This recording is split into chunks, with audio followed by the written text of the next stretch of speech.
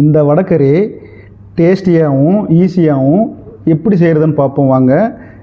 இது இட்லிக்கும் செட் தோசைக்கும் நல்ல காம்பினேஷனுங்க. அப்பா வணக்கம், நான் உங்கள் chef Shanmugam. Welcome back to my channel. வாங்க, இன்றைக்கி வடைக்கறி செய்ய போகிறோம். எண்ணெய் சேர்த்துக்குவோம்.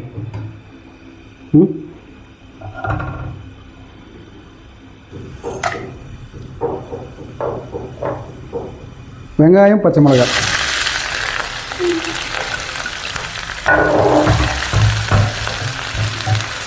கொஞ்சமாக கருவேப்பிலை.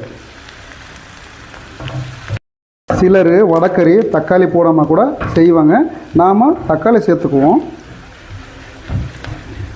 இப்போது வெங்காயம் வதங்கிடுச்சு. இஞ்சி பூண்டு பேஸ்ட்டு சேர்த்துக்குவோம். புதினா கொஞ்சம் சேர்த்துக்குவோம்.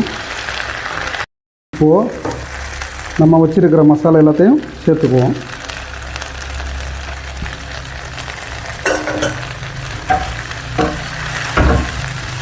தக்காளி சேர்த்துக்குவோம்.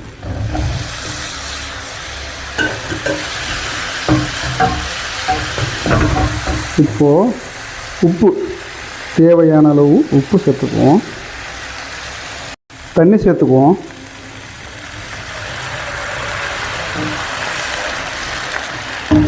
வடையை சேர்த்துக்குவோம். தேங்காய் பால் சேர்த்துக்குவோம்.